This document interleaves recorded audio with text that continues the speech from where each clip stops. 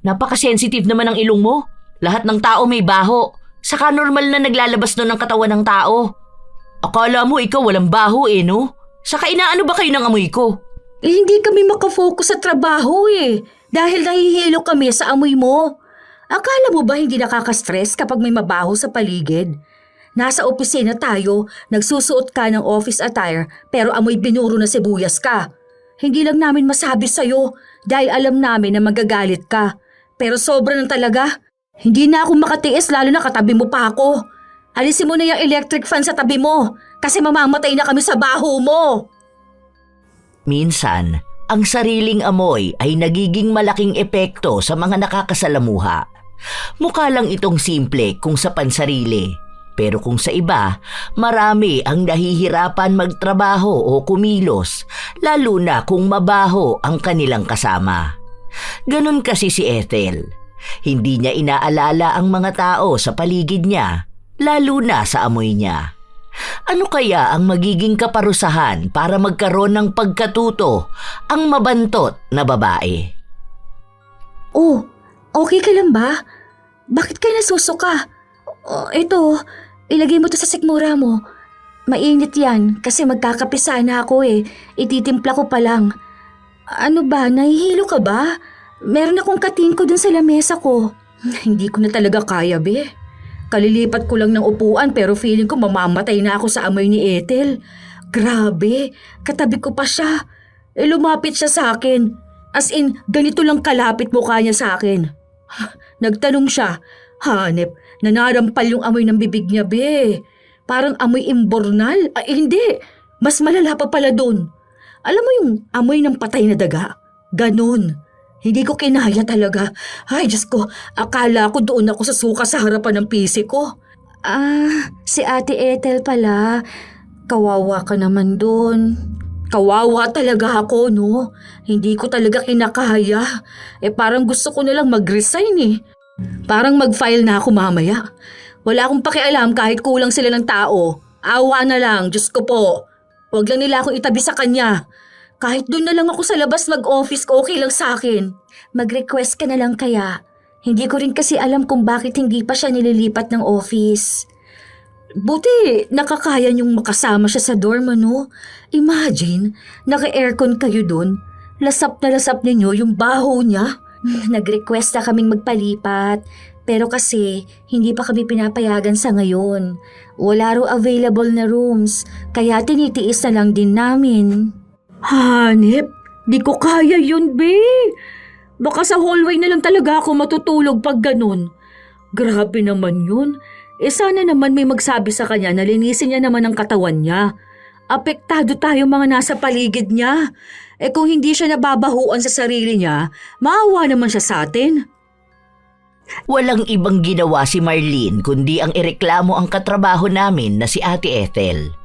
1 taon pa lang ako sa trabaho ko habang si Ate Ethel naman mga 3 taon na.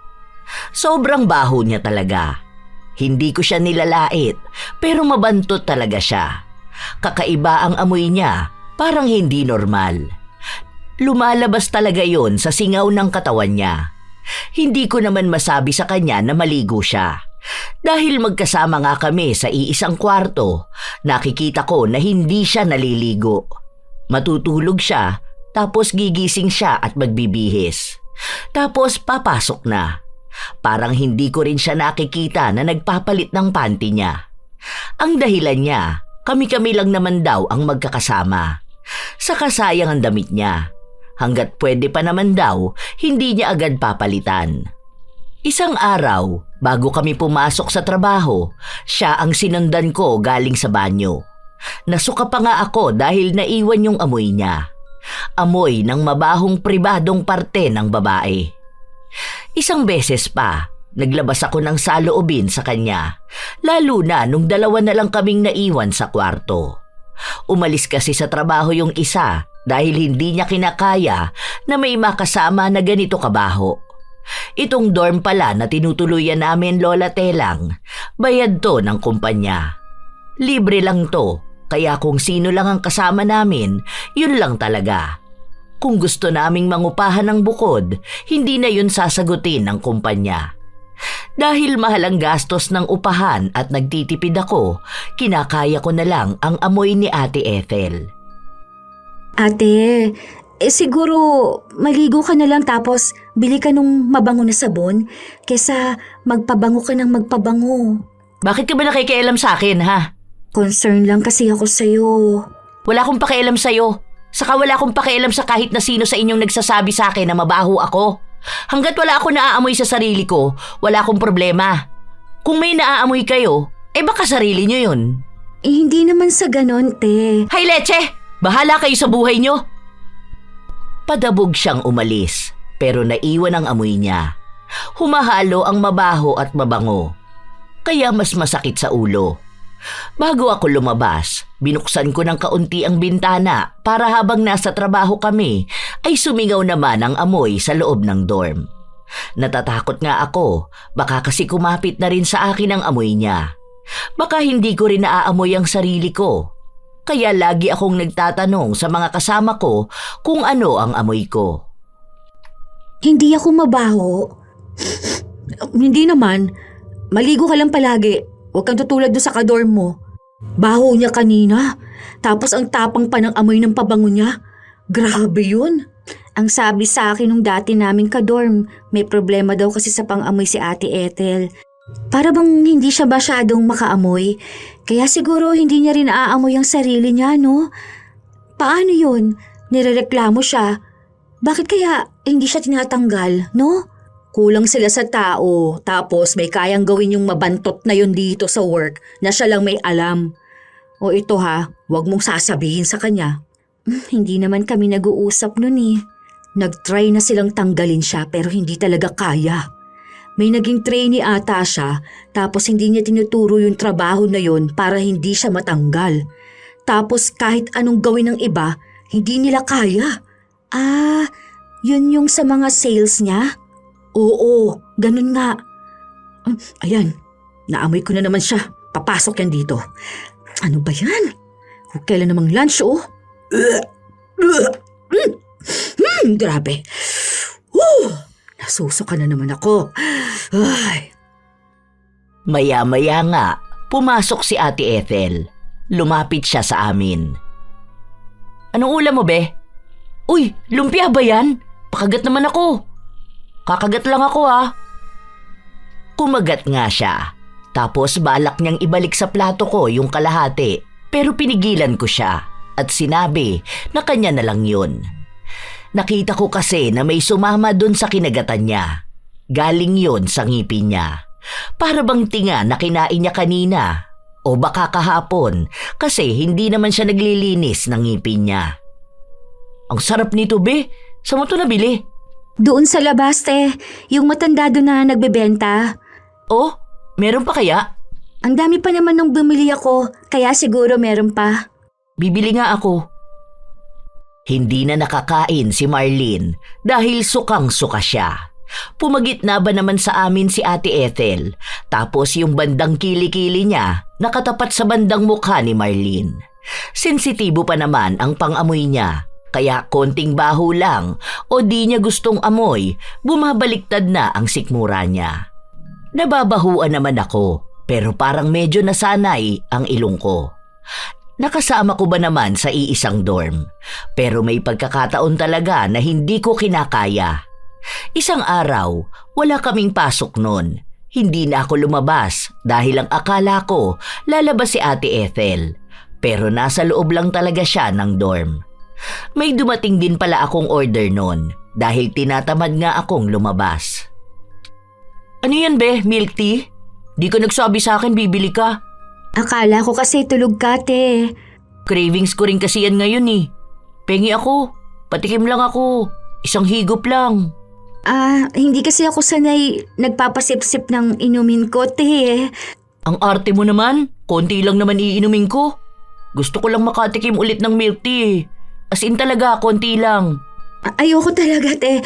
Order ka na lang ng iyo. Ito naman parang others. Konti nga lang eh. Akin na. Promise, konti lang iinumin ko. Ay, sige, te. Iyo na lang yan. Bakit ba ang arte mo? Ano ba akala mo sa akin may nakamamatay na sakit? Sure ka ba ayaw mo ba? Ininuman mo na. Ayoko na niyan. Okay, sige. Bahala ka. Thank you rito ha. Paano ko ba namang hindi aayawan? Nakadampi na ang labi niya sa straw. Tapos sumayad pa yung ngipin niya na malamang may mga sumama na tartar. O kung anumang dumi sa ngipin niya. Maarte na siguro ko, pero ayoko talaga na may kasalo ako sa kinakain ko. Kaya kapag nadampian na ng labi ng iba, ayoko na talaga. Madalas na ganon ang ginagawa niya sa akin. Isang araw, pinagsabihan ko na naman siya tungkol sa amoy niya. Gusto ko kasing malaman niya. Ano ba kasing ilong meron ka? Alam mo, ikaw lang panay reklamo sa akin. Hindi ako ang naaamoy mo ha. Sarili mo na yan. Nagbibigay lang naman ako ng advice sa'yo, te. Para sa'yo rin naman to eh. Kahit sana yung panghugas na lang ng ano mo. Kasi iba talaga yung amoy. Tapos kapag meron ka pa, parang hindi ka kaagad nagpapalit ng napkin mo kahit punong-puno na. Malansa kasi yung amoy nun, te. Tapos sana mag-deodorant ka. Ako, sinasabi ko to ha, para hindi ka napag-usapan ng mga katrabaho natin. Kasi sa totoo lang, ayaw ka nilang katabi. Mas ayaw ko naman silang katabi, no? Hindi naman po pwedeng ganun yung sasabihin mo, te. Paano kapag nasa labas ka, ang lakas kasi ng putok mo? Ang kapal naman ng mukha mo. Wala akong amoy, no? Saka ang mahal ng pabango ko para sabihin mong amoy putok ako. Hindi naman ako nagsisinungaling, te.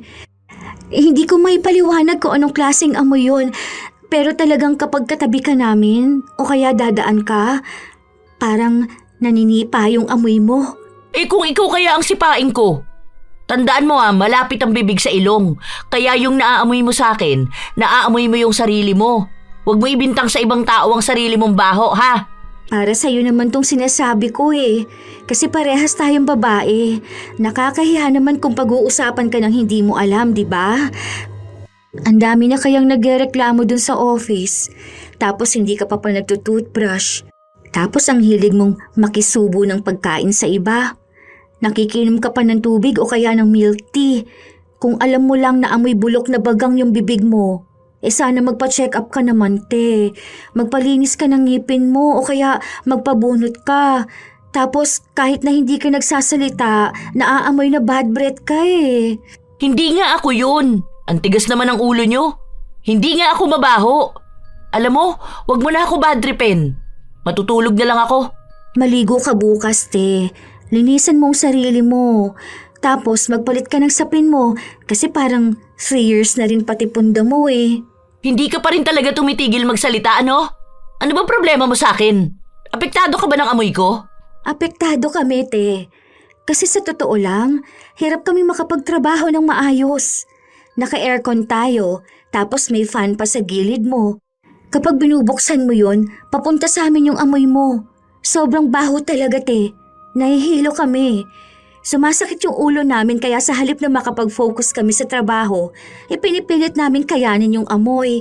Hindi naman ako magsasabi ng ganito kung hindi totoo, te. Wala lang talaga silang lakas ng loob sabihin sa'yo kasi nga magagalit ka. Bahala kayo dyan. Basta alam kong hindi totoo yung pinagsasasabi mo. Wala akong putok dahil wala naman ako naaamoy na mali sa sarili ko.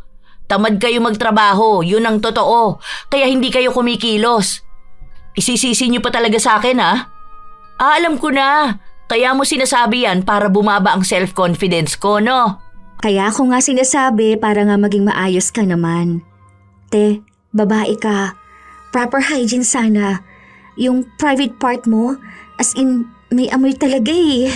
Tapos kapag naguhubad ka pa ng sapatos mo, ang baho ng paa mo. Tapos madalas, tinatapat mo pa sa electric fan. Hala, sorry ha. Pasensya na kung naaamoy niyo yung sarili niyong baho. Kahit na anong sabihin ko, hindi talaga siya nakikinig. Ako lang ang may lakas ng loob na magsalita sa kanya dahil kapag ibang tao ang gumawa nun, aawayin niya lang. Malakas siya mang-asar at mambuli sa opisina. Pero kapag siya na yung pinagsabihan kahit na totoo, magagalit siya. Kapag nagalit siya, gagawa siya ng paraan para manira ng ibang tao. Hindi ko alam kung bakit matamad na tamad siyang asikasuhin ang sarili niya. Kasi sa totoo lang, ang dali naman sanang maglinis ng katawan. Iniisip ko nga kung paano ba siya noong bata siya. Ganyan na ba siya katamad? Ganyan ba talaga siya kabaho? Kapag pinagsasabihan siya, hindi siya nakikinig? Kahit na pinagsabihan ko na siya noon, kinabukasan, hindi siya naligo. Nagpalit lang siya ng damit tapos inubos niya lang lahat ng pabango sa katawan niya. Parang sinasabi niya sa akin na mabango na siya. Pagpasok sa opisina, nakita kong naka-face mask na ang mga katabi niya at may salompas na ginupit na nakalagay sa sentido nila. Mukhang makapal din ang tissue na nasa loob ng face mask.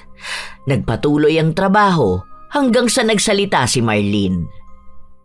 Baka naman pwedeng wag mo nang itaas ang kilikili mo at ipahangin niya sa electric fan. Grabe ng toxic ng hangin eh. Nalalanta na yung halaman. Baka kami naman mamatay niyan. Bakit ba pati ito pinakikialaman mo? Pinapawisan ang kilikili ko eh. Yun na nga. Pawis ang kilikili mo kaya mas mabaho yung naaamoy namin. May nakasalpak na nga nakatingko sa ilong ko, mas nangingibabaw pa rin yung bantot mo. Naka-face mask ka, kaya yung amoy ng hininga mo yung naaamoy mo. Kapag kasi pinagsasabihan kang amoy baktol ka, hindi ka nakikinig. Maligo ka naman sana. Hindi yung puro ka pabango. Hindi ka naman naglilinis ng katawan mo. Inuna mo pa talaga mag-makeup ha, kaysa maglagay ng deodorant. Hindi mo ba kayang bumili ng tawas? O sige, ako na lang ang bibili para sa'yo, pero utang na loob. Sabunin mo naman ang kilikili mo, tapos lagyan mo ng tawas. Ang baho mo talaga. Napaka-sensitive naman ang ilong mo. Lahat ng tao may baho. Saka normal na naglalabas nun ng katawan ng tao. Akala mo ikaw walang baho eh, no? Saka inaano ba kayo ng amoy ko? Hindi kami makafocus sa trabaho dahil nahihilo kami sa amoy mo. Akala mo ba hindi nakaka-stress kapag may mabaho sa paligid? Nasa opisina tayo, nagsusuot ka ng office attire, pero amoy na binuro na sibuyas ka. Hindi lang namin masabi sa'yo eh, dahil alam namin na magagalit ka. Pero sobra na talaga. Di na ako makatiis lalo na katabi mo pa ako. Alisin mo na yung electric fan sa tabi mo kasi mamamatay na kami sa baho mo. Ayaw mo makaamoy ng mabaho. Doon ka sa impyerno. Oy, bakit pa papunta doon kung andito na yung amoy demonyo? Ay talaga ba? Eh di mas lalo ko itataas at ipapaamoy sa inyo yung kilikili ko. Akala nyo ang aarte nyo. Mas lalong inasar ni Ate Ethel ang mga katabi niya. Sinasadya niya talaga na ipaamoy ang kilikili niya. Dahil sa inis ni Marlene, mukhang kinuha niya yung deodorant niya at inispray niya kay Ate Ethel. Doon na sila mas nagtalo pa, kaya napatawag sila sa HR. Dalawa yata silang napagsabihan. Hindi ko pa alam kung anong pinag-usapan doon, pero mamaya magtatanong ako kay Marlene. Nagpatuloy ang trabaho namin hanggang sa nagtanghali na. Nung kumain na kami, nagtanong agad ako kay Marlene. Pinagalitan kaming dalawa, pero yung HR natin pipi masyado no? Hindi magsabi ng totoo. Nakakainis. Hindi niya sabihin na ang bantot naman talaga ni Ethel. Kahit naman anong sabihin kay Ate Ethel, hindi naman siya nakikinig. Sinabihan ko na nga siya. Tapos nagsuggest na rin ako pero wala eh. Ayaw niya magbago. Tapos mas lalo pa siyang nang-aasar. Yun na nga ang isa sa kinaiinis ko. Itinaas niya pa sa bangko niya yung paa. Pwede lahat nagsingawan. Nakaka-stress. Ang lala talaga. Para naman sa kanya yung sinasabi. Kaya walang nagsasabi sa kanya kasi nahihiya o kaya natatakot sa kanya. Kaso hindi ko talaga kinaya kanina. Sobra. Pawis na pawis siya. Ay, kung alam mo lang, akala ko hindi na ako makakahinga kanina. Kaya panay ako paalam pupunta ng CR eh. Hindi pa ako tapos sa trabaho ko. Mamadaliin ko ang kumain para makagawa na ako. Kapag andyan na kasi yon, wala na. Mamatay na naman ako. Hindi ko alam paano siya magbabago. Ayaw niya kasing linisan yung sarili niya eh. Lagi niyang sinasabi na wala siyang naaamoy. Tapos mahilig siya sa make-up. Nakakasuka siyang babae sa totoo lang. Hoy, nako. Kaya siguro kahit rentahin na siya wala siyang jowa. Sino ba namang makakatiis sa ganyan ano? What if nag-anuhan sila? Sige nga, tapos itinaas niya yung kilikili niya. Di namatay ang jowa niya. Pero mahal daw ang pabango niya. May pambili naman siya nun, pero ayaw niyang bumili ng tama lang para sa kanya. I mean, yung sabon, shampoo, o kaya pH care, panghugas niya. Isa pa yan, Diyos ko po. Patawarin talaga ako sa mga masasabi ko. Sobrang baho. Napakabaho ng ano niya. Diyos mio, sinundan ko siya sa cubicle ay kung alam mo lang, yung amoy ng ano niya, grabe. Amoy patis na, ewan ko, hindi mo maintindihan. Basta sobrang baho, na parang malansa. Feeling ko yung panty nun, nangingitim na eh. Alam mo yung may lumalabas sa kanya tapos natuyo sa panty tapos hindi pa pinapalitan? Ganon na ganon ang amoy. Baka akala mo, hindi ko alam ang amoy. Magka-dorm kaya kami. Kaya nga sabi ko na bumili siya ng pH care. Para naman kako mawala yung amoy. Kung hindi kaya magpa-check up siya. Kasi kako hindi talaga normal na maamoy yung ano ng babae. Baka may sakit na siya. Hindi lang kamo siya naguhugas, period. Kahit tubig lang yun kung maayos siya naglilinis, hindi siya mangangamoy. Kaloka. Ewan ko nga paano mo natitiis yun. Hindi ko talaga kaya yung ganun. Ang baho niya, grabe. Ayaw pa makinig. Kapag sinasabihan siyang mabaho, akala mo inaapi ng mundo. Parang naman sana sa kanya yung sinasabi na yun. Oo nga sana magbago naman na si Ate Ethel ano. Sayang, ang ganda pa naman niya. Aanhin naman niya yung ganda niya kung mabantot siya, diba? Ilang araw pa ang lumipas, wala pa ring nagbabago kay Ate Ethel. Minsan pinaaalalahanan ko siya pero ayaw niyang tanggapin na may kakaiba talaga siyang amoy. Hilig niya rin kasing kumain nung pagkain na sumisingaw sa katawan niya. Madalas yun pagkain ng ibang bansa, lalo na yung maraming mga pampalasa saka mga sibuyas.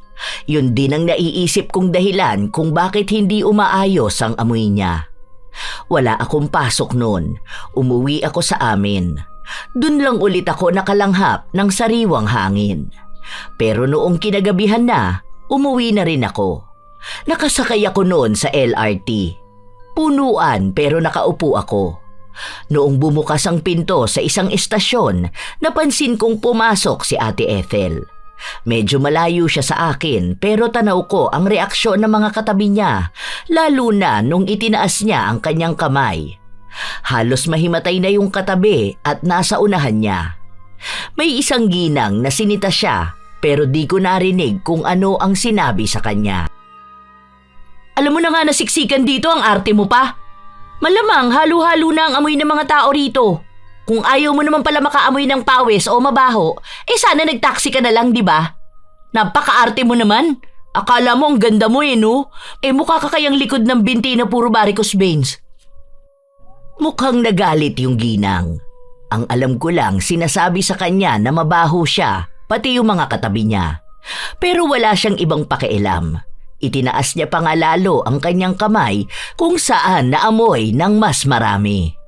Siksikan pa naman nun. Talagang may nakatayo at nakasiksik malapit sa kilikili niya. Hindi siya nakakatuwang tingnan dahil naaawa ako doon sa mga mas malapit sa kanya dahil alam ko kung ano ang amoy niya. Iisang istasyon lang ang binabaan namin pero hindi ako lumapit o sumunod sa kanya dahil nahihiya ako. Ewan ko kung paano niya ako nakita noon habang naglalakad ako papunta sa sakayan ng jeep. Andyan ka pala? Di mo man lang ako tinawag. Hindi kita nakita, te. Wala kasi ako sa salamin eh. Ay, malabo rin pala mata mo? Oo, te. Pabalik ka na ba sa dorm niyan? Pupunta muna akong palengke, may bibilihin ako. Wala na kasi akong sabon panlabi eh.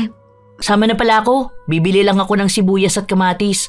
Gusto kong kumain nun mamaya. Ako na lang bibili. Bakit? Para namang hindi tayo magkakilala niyan. Ang layo mo naman sa akin. Tara nga dito. May jeep na doon, te. Sakay na ako. Puno na ata. Doon ka na lang sa susunod. Huy, sama na ako. Napatakip ang mga nasa jeep matapos naming sumampa.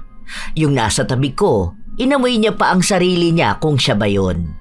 Yung isa naman na nasa tapat, sa akin sila nakatingin na para bang ako yung mabaho.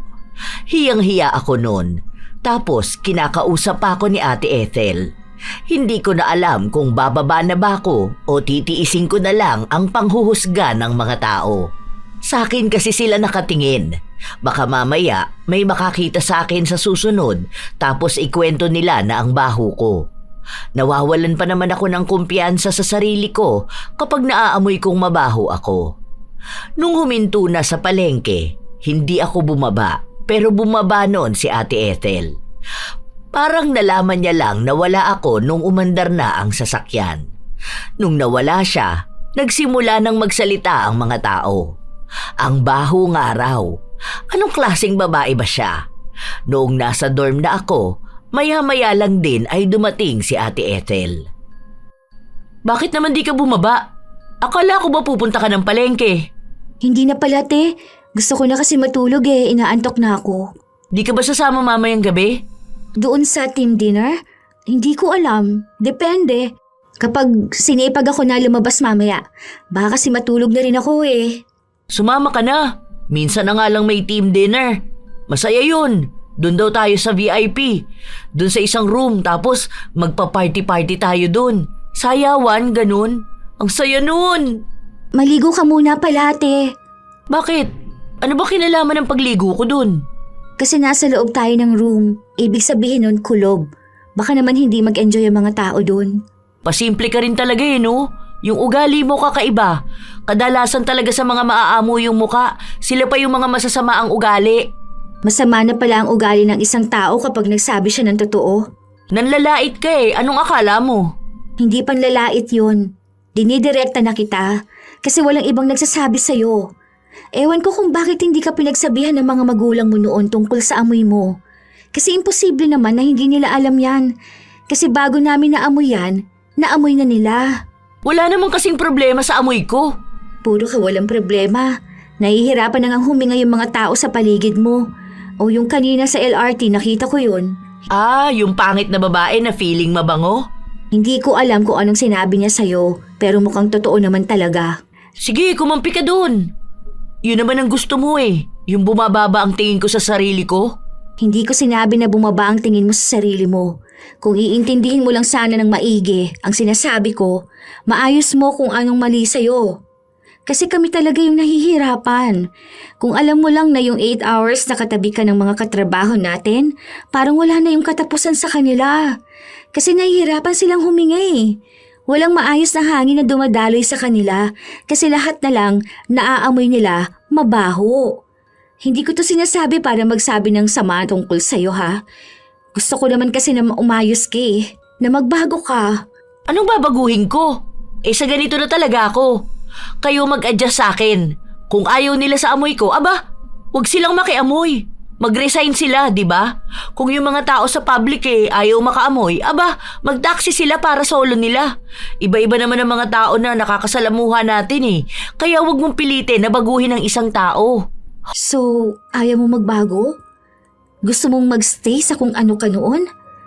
Gusto mo habang buhay na sasabihin nilang maganda ka sana, kaso napakabaho mo? Ang dali lang naman sanang linisin ang sarili, te. Mag-shower ka. Ang daming tubig.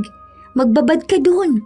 Tapos bumili ka ng mabangong sabon para kapag naliligo ka, sasama sa balat mo yung amoy. O ano pa ba?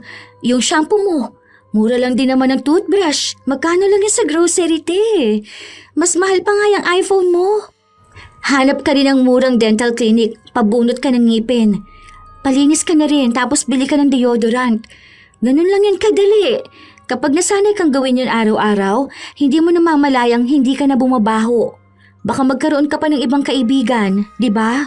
Baka magkaroon ka pa ng manliligaw. Hoy, ang dami kong manliligaw, no? Baka gusto mo ipakita ko sa'yo sino mga kachat ko. Nagkakandara pa sila dahil ang ganda ko. Ang ganda mo nga, ang baho mo naman. Malamang online lang yan, no? Chat lang yan. Maamoy ba nila yung putok mo? Huwag mo na lang kasi akong pakialaman. Hindi ko rin naman kailangan ng maraming kaibigan, no? Mga plastic naman ng mga babae. Basta ako, nagsasabi lang ako sa'yo. Kanina sa jeep, hiyang-hiya ako Kasi ang akala ng iba doon ako yung mabaho. Yun ang dahilan kung bakit hindi ako bumaba ng jeep para pumunta ng palengke. Baka kasi mamaya isipin ng ibang tao na ako yung amoy putok Yan! People pleaser ka kasi. Gusto mo laging maganda ang tingin ng ibang tao sa'yo. Hindi ka nagpapakatotoo sa sarili mo. Gusto mo yung makikita nila lahat na lang maganda sa'yo. Yung kalinisan ng katawan, hindi yun hinihingi ng ibang tao na makita sa'yo, no? Dapat yun yung gusto mong makita sa sarili mo. Ay, huwag na lang tayo magtalot eh. Tumatalsik sa akin yung laway mo. Kapag natuyo pa naman yan, amoy imburnal. Hindi ko na lang siya pinansin kahit na wala siyang ibang ginawa kundi ang magdaldal. Isinarado ko ang kortina ng kama ko para lang hindi ko siya makita. Ayaw niyang makinig eh. Bahala na lang siya sa buhay niya. Nakakapagod naman din siyang pagsabihan na mabaho siya. Hanggang sa isang araw, nagkaroon kami ng isang malaking kliyente. 3 kami na magpe-present doon. Si Ate Ethel, ako at si Marlene. Si Ate Ethel ang gumawa ng ipe-present namin. Ang sabi ko pa nga sa kanya, kahit 2 na lang kami ni Marlene na humarap sa kliyente. Magaling naman sana siyang magsalita. Kaso ang kinatatakot namin, baka yung amoy niya ang ikasira pa ng sanay malaking offer na makukuha namin. Kaya isang araw, bago ang pakikipagkita sa kliyente, nag-usap kami ni Marlene. Ayaw niyang pumayag dahil baka raw kunin natin yung credits. Baka raw hindi natin siya isama kapag naipasa natin yung deal. Naku, hindi naman tayo ganun, no? Sinabi ko nga sa kanya na baka tayo pang masira ang reputasyon dahil mabaho siya, no? O ayun, munti ka na kami magsabunutan kanina. Kaso hindi ko pinatulan. Ayokong hawakan yung buhok niya, ang lagkit kaya nun. Ang oily. Alam mo yung parang amoy bunbuna na naarawan tapos kinuskusan ng sibuyas. Ganun ang amoy ng ulo niya. Amoy ulo talaga, literal. Ay, basta ako tumigil na ako dyan. Suko na ako. Di ko na siya pinagsasabihan kahit nasa dorm kami. Ayoko nang paulit-ulit na lang sabihin sa kanya na mabaho siya. Kung may magic lang ako, kontrolin ko talaga siya na maglinis ng katawan niya. May kulam kaya na ganun? Ay di ba yung sa mga napapanood ko, yung manika, kinokontrol nila tapos ang mangyayari, yung gustong ipagawa sa kanya. Totoo kaya yun? Tangik, hindi naman totoo yung kulam na yon, no? Fiction lang yon, imbento lang yon. Hoy, totoo kaya yun? Yung kakilala nga ni tita ko nakulam yun eh. Try ko nga yun. Bahala ka dyan. Nakakatakot naman yun, ano? Mas nakakatakot naman yung amoy ni Ethel, no? Hindi ko alam kung tinotoo nga yun ni Marlene. Kasi hindi naman talaga ako naniniwala sa mga kulam na yan, Lola Telang. Ilang araw ang lumipas, haharap na kami sa kliyente. Pero pagpasok pa lang namin sa isang silid kung saan naroon ang kliyente, umalis na agad ito. Walang sinabi sa amin, walang paalam, walang paliwanag kung bakit. Basta umalis lang. Ilang sandali lang, pinatawag kami ng boss namin. Galit na galit siya dahil nga umayaw na yung kliyente. Pinaliwanag namin na hindi naman namin naipresenta ang offer at ang sabi sa amin dahil daw wala kaming maayos na paglilinis sa sarili at sa katawan. Ang ibig sabihin pala ng kliyente namin na amoy niya yung kakaibang mabaho na galing sa katawan ni Ate Ethel. Hindi Pinay yung kliyente, pero parang galing siya sa bansa na talagang gusto niyang malinis ang taong kakausapin niya. Hindi ko naman siya masisisi. Dahil sino ba naman ang gustong makausap ng taong mabaho? Ang arte nun ah. Hayaan nyo na yun. Ang taong nakakaamoy ng mabaho, yung sarili nila ang naaamoy nila. Sayang yung commission dun. Okay na yung presentation eh. Sana kasi naliligo muna, no, bago humarap sa client. Hello? Ano na naman pinaparinig mo sa akin dyan? Magtatalo pa kayo. Wala na nga yung client. Oy, paano? Hindi naman sana mawawala yung client kung may isa dyan na alam ang proper hygiene.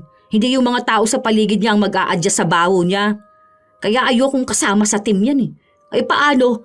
Lagi inaatrasan ng kliyente. Hindi pa matuto. Tumatandang paurong. Ayos ka. Buisit ka pala eh. Ano ba? Tumigil na nga kayo. Ang kulit niyo naman eh. Dito pa kayo sa office magtatalo. Kahit mag-away pa kayo, kahit magbugbugan pa kayo, walang mangyayari. Hindi pa rin natin nakuha yung client. Isa rin naman ako sa naiinis dahil sa nangyari. Nasayang ang puyat ko para lang makapagpresenta ng maayos. Tapos aayawan lang kami dahil sa baho ni Ate Ethel.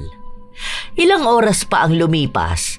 Laging nagbabangayan sina Marlene at Ate Ethel. Pero ako, hinahayaan ko na lang silang dalawa. Isang umaga, maaga akong nagising noon dahil maliligo ako. Nagulat ako na parang bukas ang shower. Naliligo ata noon si Ate Ethel. Maya-maya pa, lumabas siya ng banyo. Naligo siya. Sa unang pagkakataon, nakita ko siyang naligo ng maayos. Ang problema lang, ang sabon niya, naaamoy ko na sabon ko. Hiniram ko muna sabon mo, Bea. Ang kati ng katawan ko sobra. Tapos yung panghilod mo rin, kinuskus ko sa paa ko. Yung panghilod, te. Yung maliit na parang toothbrush. Brush ko yun sa mukha ko eh. Tsaka bakit mo naman ginamit yung sabon ko? Sabi ko sa'yo bumili ka ng sarili mong sabon, di ba? Ang katinga ng katawan ko, di ba? Hindi matanggal-tanggal kaya binasa ko. Nung kinuskus ko nang walang sabon, ayaw talaga matanggal. Kaya naglagay ako ng sabon. Nakita ko dyan sa gilid ng higaan mo, ginamit ko muna. Para sabon lang ayaw mo pang ipahiram. Personal kasi yung sabon ko.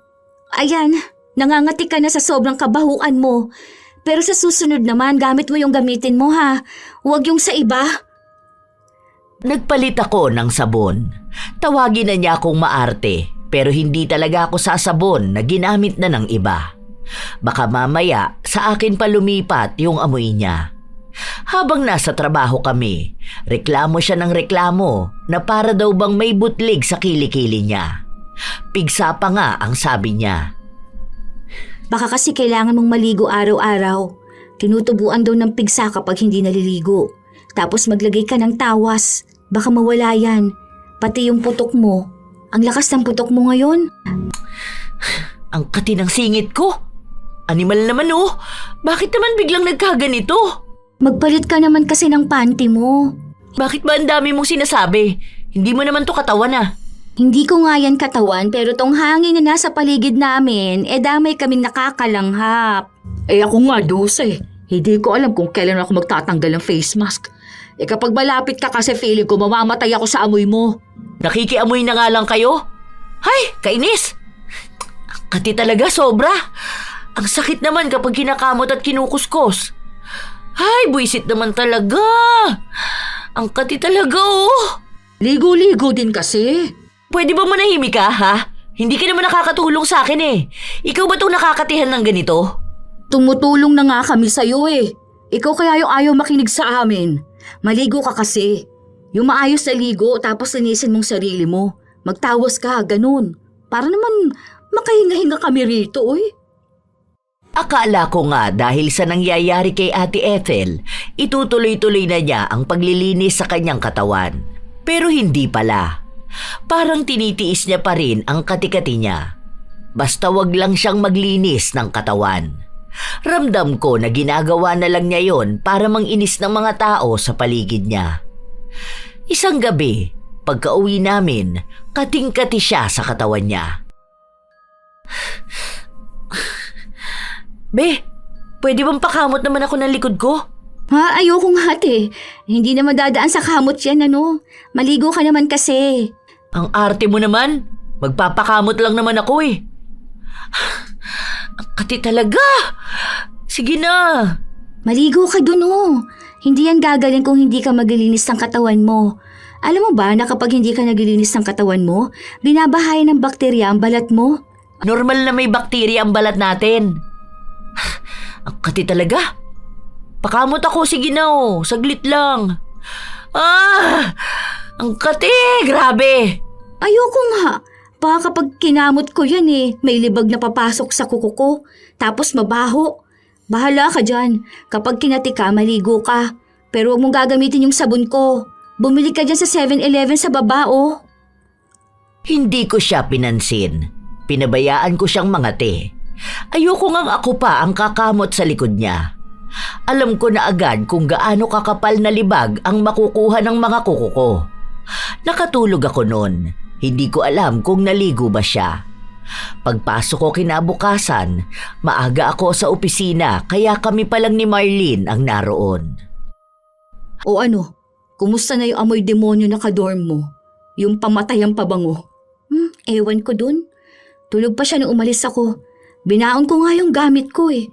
Andito yung sabon ko, yung toothbrush ko, tapos yung panghilod ko. Ay, tinakas ko sa kanya. Wala akong tiwala sa kanya, no? What if yung tuwalya mong ginamit niya? Uy, wag naman. Nag-overthink siya. Lalaban ko na lang yun. Parang ano naman kasi. Bayan, ewan ko kung natatamaan ata ang ego niya kapag sinisita siya sa amoy niya. Ayoko naman maging plastic na hayaan siyang mangamoy ng ganong kabaho. Mas malala nga ngayon eh. 'Di ba? Ang lansa niya kasi meron siya. Mas malansa sa dorm kasi yung isang napkin niya buong araw na yun, hello. Tapos natanggalin niya lang kapag magpapalit na siya. Kahit na puno na yun, natutuyo na lang ata. Hala, kaya pala, ibang amoy niya sa baba, ano? Ang tapang din. Sana nga maligo na siya. Magpalit na rin sana siya ng higaan niya. Nanggigitata talaga sa dumi. Kaya kada babangon siya ang baho niya rin. Ang may higaan na inamag na. Ewan ko lang ha kung anong gagawin niya dun sa katawan niya. Nangangati kasi siya. Alam mo ba kung bakit ganon? Mika, pinakulam ko kasi siya. Ha? Hoy, baliw ka! Totoo ba? Oo nga. Di ba sabi ko sa'yo papakulam ko siya? O pero ano, hindi naman yung masama na nakamamatay, no? Ano lang, parang mild lang na parusa sa kanya ba? Meron palang ganun eh. Akala ko nga hindi yun totoo kasi 2 months ago ko na yun pinagawa tapos hindi naman tumatalab sa kanya. O tapos ngayon, ayan, nagkaroon siya ng butlig sa katawan niya. Kapag natuto na siyang maligo saka mag-ayos ng sarili niya, yung asina, matuto na siyang magkaroon ng disiplina. O ayun, magiging magaling na rin siya. Eh baka may balik naman sa'yo yung kulam. What if ikaw naman yung mag-amoy putok? Tangik, wag naman oy. Mabaho ba ako? Di naman ah. Hoy, hinukuskus kong kilikili ko ha. Tapos naglalagay ako ng deodorant, no? Dove pa kaya gamit ko? Tagal ko rin naliligo, no? Habang nag-uusap kaming dalawa ni Marlene, dumating naman si Ate Ethel. Nakakapanibago kasi naligo siya. Himala na naman. Akala ko makikipagmatigasan siya sa kati niya sa katawan. Pero kahit na naligo siya, ang baho niya pa rin. Amoy putok pa rin siya. Hindi naman ata siya nagsabon o baka hindi siya marunong maglinis ng katawan niya. Yung tamang paraan. Pero siguro wala namang taong ganon. Hinayaan ko na lang siya. Minsan naliligo siya, minsan naman hindi. Pero lagi pa ring may kumakati sa kanya. Ayoko na siyang pagsalitaan pa kasi baka bumalik na naman siya sa walang ligo-ligo. Kapag pinapansin kasi siya o kaya ay pinagsasabihan, mas lalo niyang pinapalala ang amoy niya. Dumating ang Pasko. 3 araw kaming walang pasok noon kaya umuwi ako sa bahay. Nung bumalik ako sa dorm, naabutan kong nandoon si Ate Ethel. Ang bilis mo naman yata nakabalik. Di ba malayo ang bahay ninyo? Hindi naman ako umuwi. Saan ka pala nagpunta? Dito lang ako nag-celebrate ng Christmas. Pati naman New Year. Bakit? Ayaw mo bang umuwi sa inyo? Ano namang gagawin ko dun? Para makasama mong pamilya mo. Hindi mo ba sila namimiss? Hindi ka ba nila hinahanap? Hindi naman ako mahalaga sa mga yun, no? Magkakaaway ba kayo? Nilalayuan nila ako eh. Saka wala naman akong pakialam sa kanila, no? Eh bakit ka nila nilayuan? Baka kasi dahil sa amoy mo? Kasi yun na nga ang sinasabi ko sa'yo, di ba? Na baka mawala na ng ibang tao na lalapit sa'yo dahil sa amoy mo. Ikaw lang din naman ang dahilan eh kung bakit nagkakaganyan ka eh. Wala ka namang alam. Eh di sabihin mo sa akin kung ano yung hindi ko alam. Maiintindihan naman kita eh. Maiintindihan mo ko eh, nauna mo na nga ako na judge.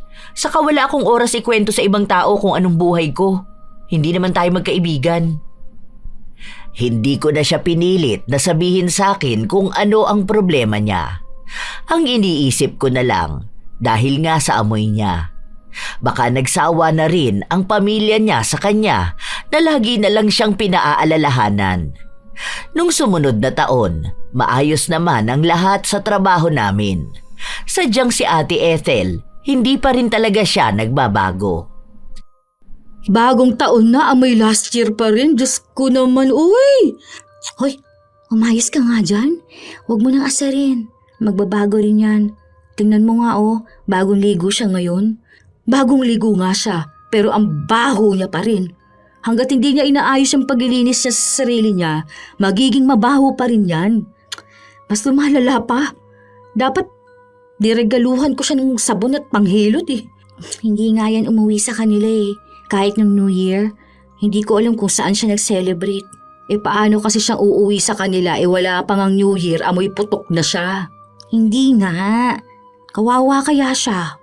Oh, hindi niya ba yun alam na pati pamilya niya nababahuan na sa kanya? Mukhang may iba pang dahilan na hindi natin alam eh. Basta ang alam ko lang, ang bantot niya. Sana mawala na yung putok niya para makahinga naman ng mga tao dito sa office. Parang titiisin na lang niya yung kulam sa kanya kesa linisan ang katawan niya. Parang wala na rin ata siyang pag-asa na magbago no? Hindi ko rin naman alam kung anong isasagot ko dahil hindi ko naman alam kung may balak pa bang magbago si Ate Ethel. Lalo na kung hindi niya rin naman naaamoy ang sarili niyang baho. At kapag naamoy ng iba, parang sa ibang tao niya pa isinisisi na nababahuan sa kanya. Ilang araw lang din ang lumipas, lagi pa ring problemado si Ate Ethel sa mga katikati niya sa katawan. Ay, buisit naman talaga! Ang kati, grabe! Hindi na ba mawawala itong mga kati na to? Hindi na ako nilubayan, buisit! Pwede bang ipatanggal ko na lang tong balat ko? Pati dito sa kilikili ko hindi na nawala. Paano ka ba naliligo? Bakit pati pagligo ko kailangan mo pang alamin? Wala naman. Nagtatanong lang ako. Kung hindi naman makakatulong sa pag-unlad mo, wag mo nang alamin. Baka kasi hindi ka marunong maligo. Anong tingin mo sa akin, tanga? Pati ba naman pagligo hindi ko pa alam? Iniinsulto mo ba ako? Hindi naman sa ganun. Kaya nga ako nagtatanong, di ba? Kasi kaya baka ganyan ang amoy mo. Kasi hindi mo alam kung paano mo tamang lilinisan ang sarili mo. Kung nahihiya ka magtanong sa iba, pwede naman sa akin Pwede naman kitang turuan. Marunong ako maligo, no? Ayoko lang dahil ang dami kong ginagawa. Nakakatamad kaya yun. Ayoko na lang makialam. Pero kung gusto mo lang naman ng may magtuturo sa'yo, lapit ka lang sa akin. Hindi naman ito makakarating sa kahit na sino sa mga katrabaho natin. Kahit kay Marlene. Kung yun lang yung paraan para makatulong ako sa'yo na magbago naman ang amoy mo o kaya mawala yung nasa katawan mo. Usapang babae sa babae na lang ito. Kasi sa totoo lang, nasasaktan din naman ako kapag may nasasabi sa kapwa ko babae. Kahit hindi tayo magkaibigan tutulong naman ako sa'yo. Hindi ko alam kung bakit gano'n ang inalok ko sa kanya. Bigla ko na lang yun nasabi. Alam ko naman na wala naman sigurong tao na hindi marunong maligo o kaya ay hindi marunong maglinis ng sarili. Kasi bata pa lang itinuturo na yon. O kaya mag-search na lang siya sa Google kung paano ba ang tamang paraan ng pagligo ng tao. Pero kung hindi niya maintindihan, pwede ko naman siyang turuan. Yon ay kung gusto niyang matuto at magbago. Ilang linggo pa ang lumipas, hindi niya hinihingi ang tulong ko. Kaya hinayaan ko siyang mainis at umiyak sa pangangati ng kanyang katawan. Isang araw, nasa labas na naman ako. Nakasakay na naman sa LRT. Katulad ng inaasahan, laging punuan. Nakita ko na naman si Ate Ethel. Bahong-baho na naman sa kanya ang mga katabi niya. May isang lalaki na hindi naman ganon katanda. Katabi niya lang, galit na galit sa kanya pero hindi niya sinasagot. Kilala ko siya. Kapag sinabihan siyang mabaho ng sino man, pabalang niyang sasagutin. Pero hindi siya kumibo sa lalaki. Para bang hinahayaan niya lang na ipahiya siya. Nung bumaba na si Ate Ethel, bumaba na rin ang lalaki at pinagsasabihan pa rin siya. Ako naman, bumaba ako kahit na hindi ko pa naman estasyon. Sinundan ko sila. Mukhang magkakilala sila. Hindi na ako nagpakita noon. Pagbalik ng dorm, siguro mga 8:00 nung dumating si Ate Ethel. Sana matanggal na lang ang balat ko. Buwisit na mga butlig kasi to eh. Ay, gusto ko na lang kuskusin ng kutsilyo. Sabunin mo lang yan, gagaling yan. Wala ka namang ganito kaya wala kang alam sa nararamdaman ko. Buti sana kung pati ikaw nangangate. Pero nagkaroon din naman ako ng kati-kati sa katawan ko. Minsan kasi nasa paraan lang yan ang paglilinis ng katawan ng tao. Ang kati talaga. Ay, nakakainis. Ang irritable na ng balat ko. Puisit! Nakita kita kanina ah. Bakit hindi ka ata nakipag-away dun sa lalaki na inaaway ka? Ano bang sabi niya? Na mabaho ka? Ganon? Alam ko kapag pinagsasabihan ka ng ganon, pumapalag ka eh. Wala kang pakialam kung matanda na. Basta ipaglalaban mong sarili mo. Oh, bakit hindi ka nakapalag dun sa lalaki? Saan mo ako nakita? Sa LRT. Parang pinapahiya ka na niya eh. Hindi mo pa siya inaaway. Tapos sinundan ka pa ata niya kung saan ka pupunta. Kilala mo ba siya? Wala ka na ron. Ah, mukhang kilala mo nga. Tatay mo ba? Hindi siya kumibo. Dumiretso lang siya sa higaan niyang ayaw niyang palitan ng sapin. Hindi ko na inulit ang tanong ko dahil mukhang ayaw naman niyang sabihin kung ano ba ang ugnayan nilang dalawa ng lalaki. Isa pa, hindi ko rin naman dapat pakialaman ang buhay niya. Kung may balak siyang sabihin kung sino yun, hindi siya tatahimik na lang basta. Isang araw, habang kumakain kami ni Marlene, may nabanggit siya sa akin. Mukhang katulad lang din doon sa nakita ko. Basta, lalaki yun eh. Tapos parang panot na. Medyo hawig sila. Baka tatay niya yun. Tapos sinisigawan siya dyan sa labas. As in, dinuduro talaga siya, be. Sabi pa sa kanya, kababae niya raw tao ang bantot niya. Ganon. Amoy putok. Nakakahiya nga raw. O tapos wala raw tatanggap sa kanya kasi ang baho-baho niya. Hindi siya pwedeng makasama sa iisang bahay kasi halatang dugyot siya. Basta, mas malala pa sa akin magsalita. Di ko na maalala yung ibang sinabi sa kanya. Kung ako sigawan at pagsabihan ng ganun sa labas, naku po, baka umiyak ako ha. Sabihan nga lang akong amoy pawis ako, naiiyak na ako sa hiya eh. Teka, yung lalaki parang may balat dito banda sa tenga? Dito ata sa kanan? Oo, ganun nga. Teka, nakita mo ba yun? Basta dito banda, tapos may peklat pa nga yun eh. Yun lang naalala ko. Pero kahawig talaga ni Ethel. Kung hindi niya tatay yun, baka kamag-anak niya. Yun nga ata yung lalaking galit din sa kanya sa LRT eh. Baka nga tatay niya. Kasi hindi siya sumasagot eh.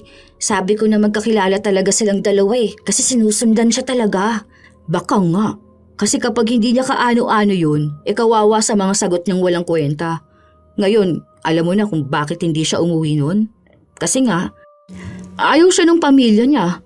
Kahit naman ako ayaw ko sa mabantot na tao Itakwil ko talaga siya. Ano kayang dahilan kung bakit siya ganyan? Kasi nga, dugyot siya. Period. Hindi, baka may problema siya.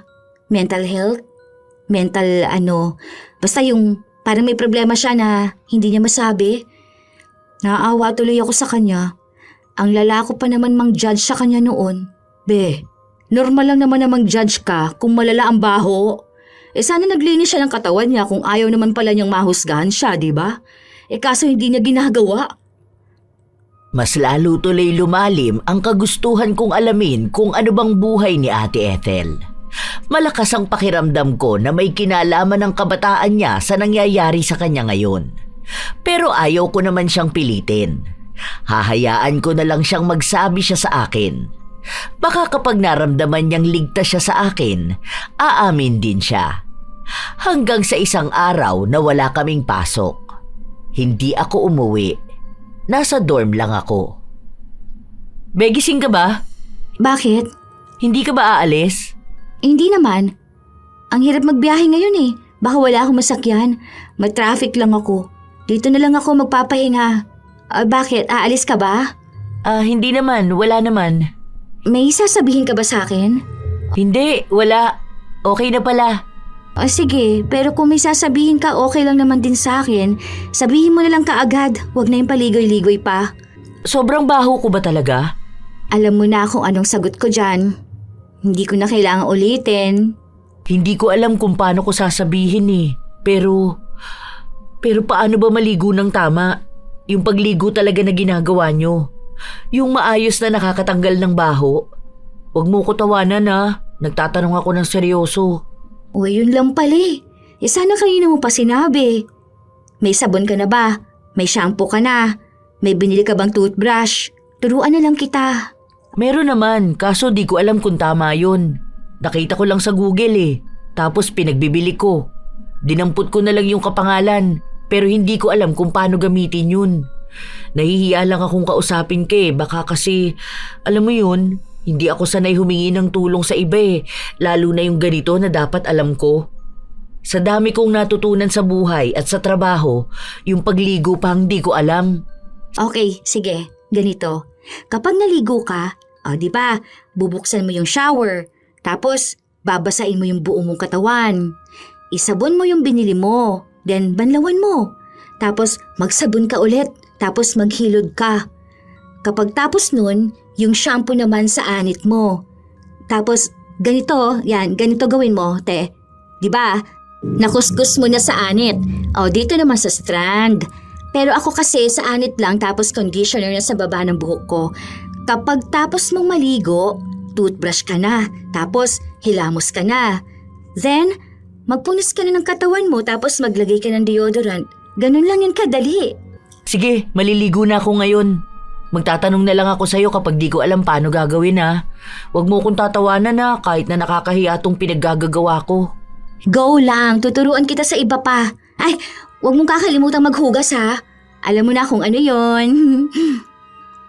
Hindi ko alam kung seryoso si Ate Ethel na nagpapaturo sa akin kung paano maligo. Kasi hindi ko naman maisip na may mga tao pala talaga na hindi alam ang tamang paraan ng pagligo. Habang nasa loob nga siya, tinatanong niya pa sa akin kung kailangan niyang kuskusin kung anumang parte ng katawan niya. Ako naman, sinasabi ko kung kailangan. Nung natapos na siyang maligo, tinuruan ko kung paano ang tamang paglalagay ng deodorant. Hindi ko alam na hindi pala niya alam ang ganon. Diba? Mas masaya at mas maganda kapag naliligo ka. Kapag malinis at mabango ka. Kaya mo naman pala yung ganyan. Nagpakabaho ka pa ng sobra. Sabi sa'yo madali lang yung ganyan eh. Kung sana noon mo pa ginawa yung ganyan, hindi ka sana iniwasan ng iba. Hindi ko naman maamoy ang sarili ko. Ganon naman ata minsan no? Di naaamoy ang sarili. Kaso ako kasi talagang walang naaamoy sa paligid ko. Minsan lang pero mabilis din mawala. Seryoso ka ba talaga na hindi mo alam paanong maligo ng tama?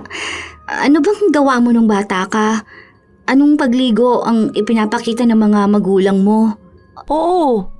Ang alam ko lang magbabasa ng katawan, tapos konting sabon, tapos banlaw, tapos na. Bihis, tapos pabango. Ganun lang. Tapos nung bata ako, hindi ako pwedeng maligo araw-araw kasi ang hirap ng tubig nun eh. Kapag naliligo ako, ang ginagamit ko yung pinagbanlawan ng kapatid ko. Sinasala yun sa planggana, tapos yun na gagamitin ko. Kaya akala ko ganun lang yun. Ay bakit? Hindi ba itinuro ng mga magulang mo kung paano maligo? Bata pa lang tayo, alam na nating maligo. Kung may amoy putok, dapat itinuro sa'yo paano maglagay ng tawa sa kilikili mo. Wala namang pakialam sa akin ang mga yun eh. Hindi naman ako mahal ng mga magulang ko. Yung nakita mong lalaki, tatay ko yun. Noon hindi ako pinapansin nun. As in hindi talaga kami nag-uusap dalawa ah. Kapag nasa bahay ako, kahit tingnan di niya ginagawa.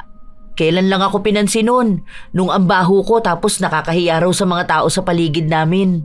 Seryoso ba? Mukha ba ako nagbibiro? Kaya nga wala akong pakialam sa sarili ko eh. Kasi wala namang may pakialam sa akin. Kaya hinayaan ko sarili ko. Kasi bakit ko pa ba aalagaan kung wala naman nag-aalaga sa akin nun? Parang ayaw na nga ako mabuhay ng mga magulang ko nun eh. Kaya ayun, siguro nadala ko na hanggang sa paglaki ko. Hindi ko alam na ganyan pala yung pinagdaanan mo. Pero kahit na, dapat kahit na hindi ka nila mahal mahal mo yung sarili mo. Alagaan mo kung hindi ka nila kayang alagaan. Kasi sa totoo lang, ikaw talaga yung may kakayahan na mahalin ang sarili mo. Hindi ko rin naman niya natutunan noon. Wala nga nagturo sa akin, di ba? Elementary, high school, hanggang college ako. Walang nagsasabi sa akin kung mabaho ba ako. Wala sa mga naging kaibigan ko. Wala nga akong pang-amoy. Mahina yung naaamoy ko, kaya paano ko malalaman kung mabaho ako? Dahil hindi ko alam na mabaho ako, hinayaan ko sarili ko. Kaso, hindi ko naman alam paano magtatanggal ng baho. Hindi ko naman masisisi yung mga di nagsasabi sa akin na mabaho ako eh. Kasi baka nga nakaka-offend. At totoo naman din yun. Pero sinasabi ko sa'yo noon na mabaho ka, di ba? Pero dito ko sinasabi kapag tayong dalawa lang.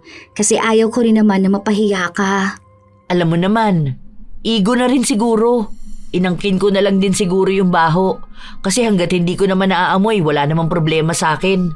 Saka yun lang din yung paraan ko para mapansin.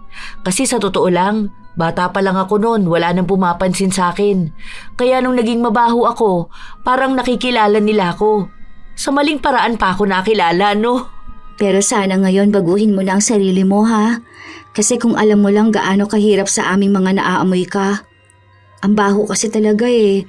Tsaka parang limitado na lang yung hangin sa mundo. Tapos ang mapupunta pa sa amin yung may amoy pa. Sana nga kayanin ko na, no? Bigla ko na lang din kasi naisip na baka tama na yung mga masasakit na salita na naririnig ko sa ibang tao. Na baka tama na yung pinapakita ko na wala akong pakialam. Pero ang totoo nun, nasasaktan ako. Na mabaho ako pero wala naman ako magawa. Kapag ba sinabi ko sa kanila na hindi ako marunong maglinis ng sarili ko, seseryosohin ba nila ako? Pagtatawanan pa ako kasi ang tanda ko na. Paghuhugas lang kapag may regla, hindi ko pa alam. Paghuhugas lang kapag may regla, hindi ko pa alam paano tamang paraan eh. Nanonood nga lang ako nun sa YouTube paano maglagay ng napkin sa panty kasi walang magtuturo sa akin. Sorry ha kung na-judge kita. Hindi ko naman kasi alam na ganyan pala kahirap sa'yo yan eh. Hindi ko lang din kasi talaga kinakaya yung amoy mo. Tapos nasa iisang dorm lang tayo. Iniisip ko pa nga na sobra naman yung katamaran mo eh. Oo nga pala, yung higaan mo magpalit ka ng mga sapin mo ha. Yung punda mo, yung kumot mo. Ako na lang din magtuturo sa'yo paano maglaban ng tama. Yung sa panty mo tsaka sa ibang gamit mo sa katawan mo. Tsaka yung sinabi ko sa'yo na pagpapalinis mo ng ngipin mo. Magpabunot ka ng ngipin kasi bulok na yung bagang mo eh. Yan yung isa sa dahilan kung bakit ang baho ng hininga mo. Ito kayang nasa katawan ko. Yung mga butlig na to, mawawala kaya to? Tapos yung dito sa kilikili ko. Di ba sabi ko parang meron akong pigsa ata? Paano kaya to gagaling? May iniinom daw na gamot sa ganito eh. Matatanggal yan, basta gawin mo lang ang mga turo ko sa'yo kung paano ka magkakaroon ng malinis na katawan. Akong bahala sa'yo, kahit na hindi mo naaamoy ang sarili mo, magiging mabango ka. Nakinig naman sa akin si Ate Ethel. Kung anong sasabihin ko sa kanya, yon ang ginagawa niya. Tuwing umaga, bago kami pumasok, nauuna akong maligo. Tapos siya na yung susunod. Minsan, nahihirapan siyang pilitin ang sarili na maligo, pero lagi kong pinapaalala sa kanya ang kagustuhan niyang magbago. At hindi siya magbabago kung mananatili siya sa dati niyang ginagawa. Halos 1 buwan na ganun. Araw-araw kong itinuturo sa kanya ang tamang paraan para alagaan ang sarili niya. Doon na nagbabago ang amoy niya. Hindi naman kasi ganong kadali na nawala ang amoy niya dahil nga matagal na panahon yung nanatili sa kanyang katawan. Pawala na ng pawala ang baho niya, hindi gaya noon na nananapak talaga. Isang tanghali, sabay na naman kaming kumain ni Marlene. O siguro naman pwede na ako magtanggal ng face mask ano. Ang galing! Buti naman natuto na siyang maligo at maglagay ng deodorant. Sabi sa'yo eh, nagbabago talaga ang mga tao. Anong ginawa mo? Ako? Wala ah. Siya nagbago sa sarili niya. Hindi ko naman mababago ang isang tao, no? Sa kanila pa rin naman manggagaling ang pagbabago. Oh, in fairness, mas maganda siyang tingnan kapag ganyan na malinis siya. Tapos hindi siya yung sobrang bantot. Yung anghit niya na gumuguhit sa ilong ah. Diyos mio. Oh, teka, ikaw naman. Ano nang balak mo doon sa kulam? Kawawa naman siya. Hindi naman nawawala yung mga butlig sa katawan niya. Tapos lagi siyang nangangati. Kahit na madaling araw naririnig ko siyang nagkakamot eh. Ewan ko kung nakakatulog siya na maayos. Hindi ko rin alam eh. Hindi ko na kasi makita yung mangkukulam. Nakita ko lang yun nung sa kung saan eh. Hindi ko alam kung saang lupalop na siya ngayon pero sabi niya kapag nagbago daw si Ethel, mawawala yun. Ayan, gumawa ka ng kasalanan na hindi mo alam paanong aalisin. Masama ang pangkukulam ha. Oy, bakit? May magandang dulot naman sa kanya. Natuto siyang maligo at maglinis ng katawan niya.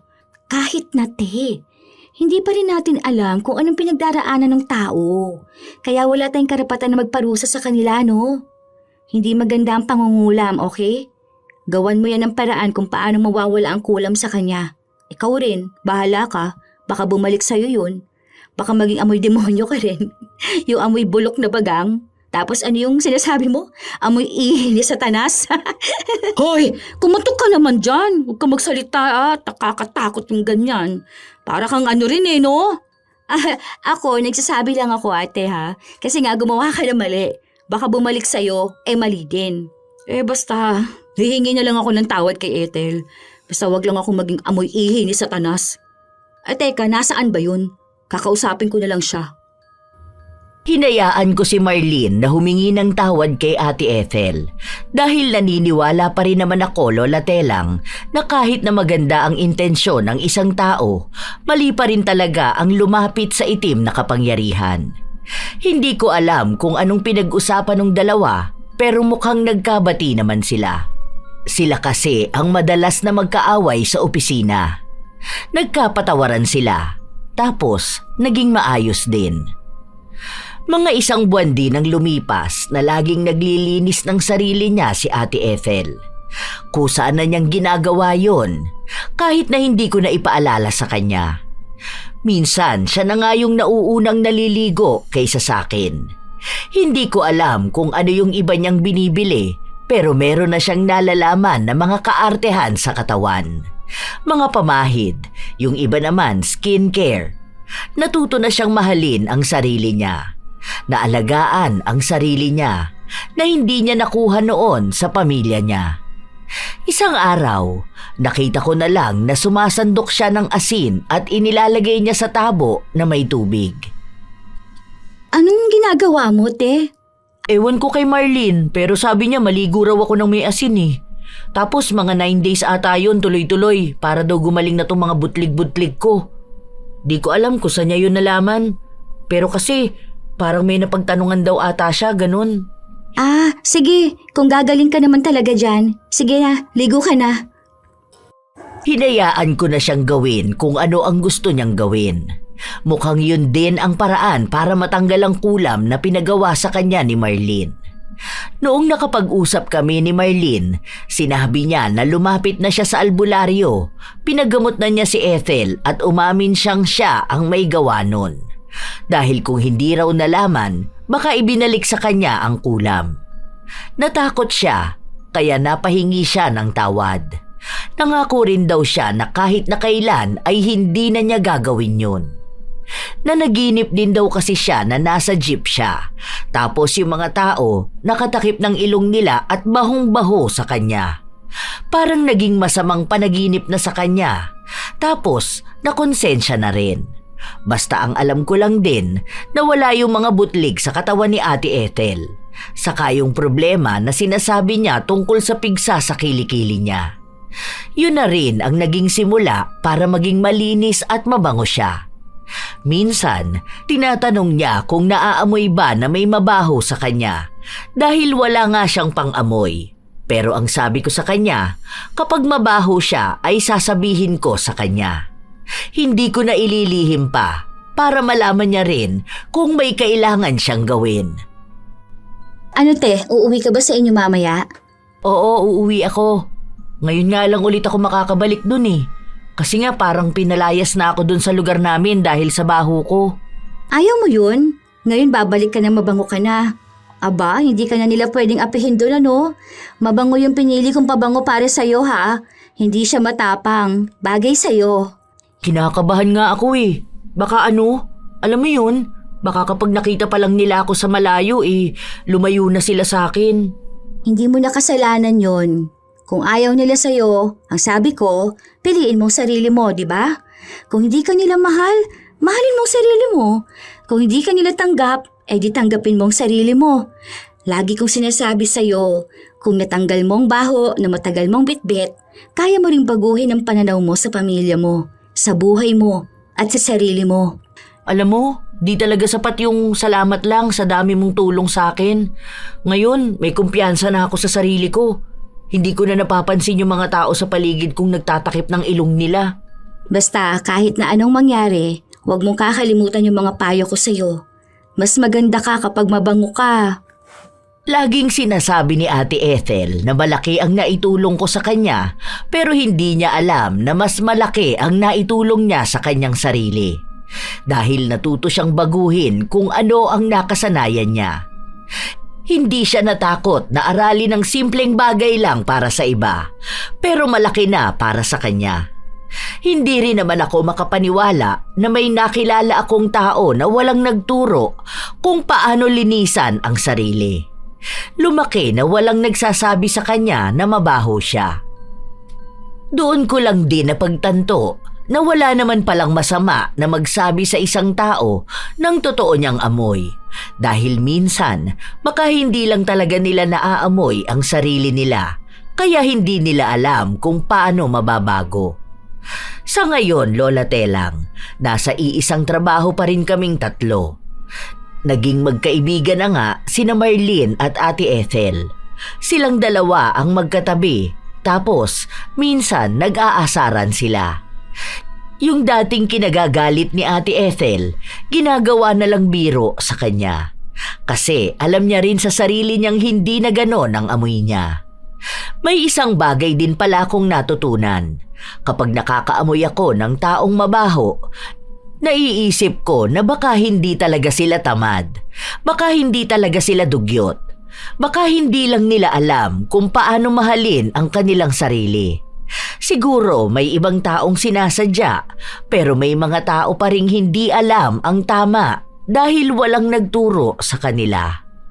Mahirap naman talagang magkaroon ng kasama na mabaho. Hindi dahil maarte ang mga tao, kundi dahil ang hangin ay para sa lahat.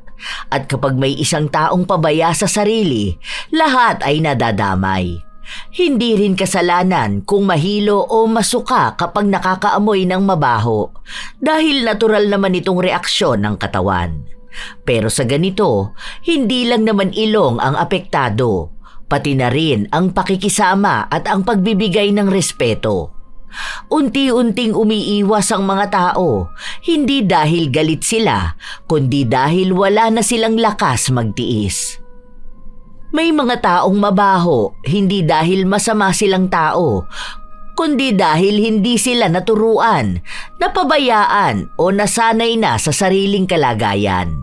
Pero kapag paulit-ulit ng sinasabi at patuloy pa ring walang ginagawa, doon na pumapasok ang responsibilidad. Hindi lahat ng totoo ay panlalait. Minsan, yun na ang huling paalala bago tuluyang talikuran ng mundo ang isang tao. Huwag sanang gawing kaaway ang isang taong nagsasabi ng totoo na mabaho ka. Lalo na kung para naman yon sa iyong kapakanan. Dahil mas madaling maligo at maglinis ng katawan kaysa maghanap ng bagong kaibigan, bagong trabaho o bagong lugar na tatanggap sa iyo. Tandaan na ang kalinisan ay hindi tungkol sa pagpapaganda, kundi sa paggalang sa sarili at sa hangin na sabay na nilalanghap ng iba. Kaya mga apo, laging maging mabango. Mahirap na ang buhay, kaya huwag na nating pahirapan huminga ang mga tao sa paligid. Kayo ba? May kakilala rin ba kayong mabantot? Isang tao na ayaw magbago kahit sinasabi na sa kanya? Ibahagi nyo naman ang sarili nyong karanasan na makapigil hininga. Kasabay ng inyong komento ukol sa ating bagong kwento. Naway naghatid ito ng magandang aral sa inyo. Shout out sa ilan sa mga masusugid na tagapakinig ng mga istorya ni Lola Telang. Angeline Rabi, Jean Marie Gastar, Hana Beatriz 7, Hazel Fiesta, Lori Inaldo from UAE, Jo Marie Laurente from Tago, Surigao del Sur, Lorena Morate, Charita Dacles, Noemi Garcia Pabunan from Hong Kong, Jen C, Jenna, Giliana, Jairel, Michael at Jairine, Nilda Dultra, Maan Estrada, Mel Santarita, Yolanda Blanco, Larnie Azurin, Ros Maitland, Willaine Elicano, Vivienne Baterbonia, Roy Lacandalo, Kim Charis Ann Leliza. Shout out din sa lahat ng mga laging nakikinig sa iba't ibang sangay ng mga convenience stores gaya ng 7-Eleven at Alphamart na palaging natsetsempohan ng lola. Sa lahat ng mga tagapakinig sa palengke, mga beauty salon, mga patahian, mga taxi at kung saan-saan pa. Ito ang inyong Lola Telang at maraming salamat sa palagi ninyong pakikinig, mga apo.